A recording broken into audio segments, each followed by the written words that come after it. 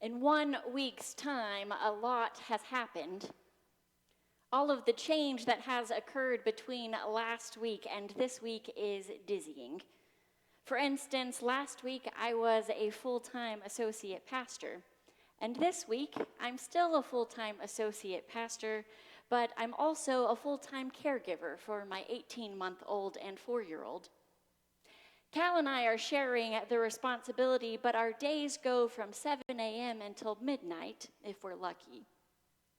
I'm exhausted, and the forecast of how long we're going to be doing this is undefined.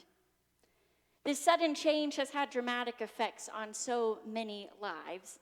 Seniors in high school or college are set to miss major milestones of their lives. Small business owners are faced with dire decisions for the longevity of their companies. Police officer duties have changed from patrolling the streets to answering domestic abuse cases. These are scary, painful, difficult times. As a society, these are the most dizzying and disorienting times in living memory. I catch myself doing this dance of inching my toe deeper into the waters of reality, only to find that I am not ready yet, and I quickly pull myself back. If I spend too long in the water, my fears balloon and the tears begin. Our reading today focuses on our patriarch Moses. Moses had run away out of fear of reality. He had a lot happen in his story, and his response was to put on running shoes, to not deal with the difficult times. His life before he left was full of traumatic and tumultuous events, from being orphaned by his family in an effort to survive, to killing someone because of their inhumane treatment of another. He fled from Egypt, self-exiling among the Midianites, and he learned how to do life in a new land. He married a woman. They had a child. He got a good job with his father-in-law. And then one ordinary day, his curiosity got the better of him, and he went and he explored a bit off the beaten path. God met Moses on what was referred to by others as the mountain of God. But for Moses, it was an unexpected and unanticipated encounter. What is fascinating is Moses, who up until this point in his life had not had any religious ideations that we know of. He was then, bam, smack dab in the presence of God. This experience changed Moses' life, as well as the rest of history. This encounter with God impacted the Midianites, the Hebrews, the Egyptians, and the world. Though Moses turned out to be one of the major patriarchs of Christianity and Judaism, Moses was an ordinary man, wearing his ordinary shoes, doing his ordinary job, when his life changed dramatically. Moses' calling story, which is what many refer to it as, is an encounter with the Holy One. He comes across a burning bush and sees that it is not consumed by fire. That must have been quite a sight to see. He then hears the Almighty call his name, not once, but twice. Moses, Moses! He hears the command to not come closer, but to take the sandals off his feet. Moses had a choice, to dip his foot in or to walk away. Moses realized that this was a seminal moment. It was an experience beyond that of just fatigue and dehydration. Moses chose to step into this experience and encountered the Holy of Holies. He took off his shoes and he stood on holy ground. Not that my husband Cal and I are like Moses, but we too have a habit of taking off our shoes, particularly when we enter our home or someone else's home. When we were first married, we lived at a Presbyterian camp and conference center in Florida.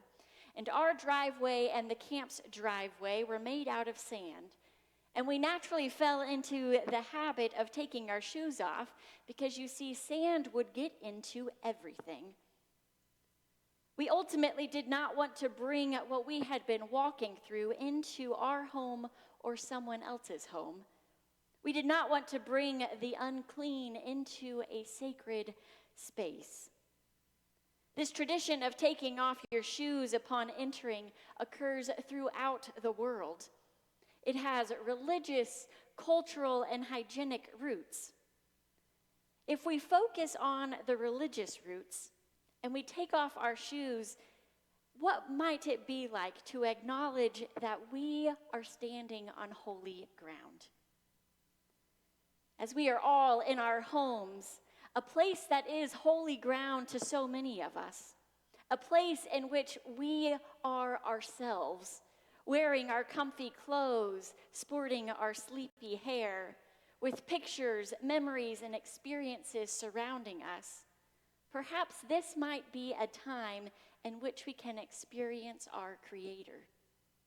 When we take off our shoes at home, we feel the ground we are standing on. Whether it's the comfy mat for washing dishes or a high pile carpet to keep your tootsies warm and snuggly, we have unexpectedly found ourselves beyond the wilderness. Our homes are not Mount Horeb by any means, but we have found ourselves exiled into our homes. Jill Duffield talks in her book, Lent and Plain Sight, about how God meets us in the ordinary objects of our lives. Whether bread, coins, shoes, perhaps we could even add in homes. While we are all quarantined in our homes, our shoes off, what if the presence of God manifested?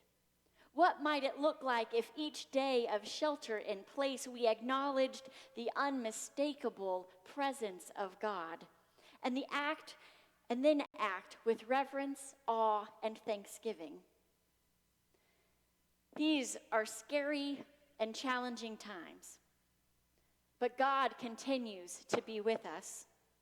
God calls us by name. God recognizes our pain, our misery, and suffering.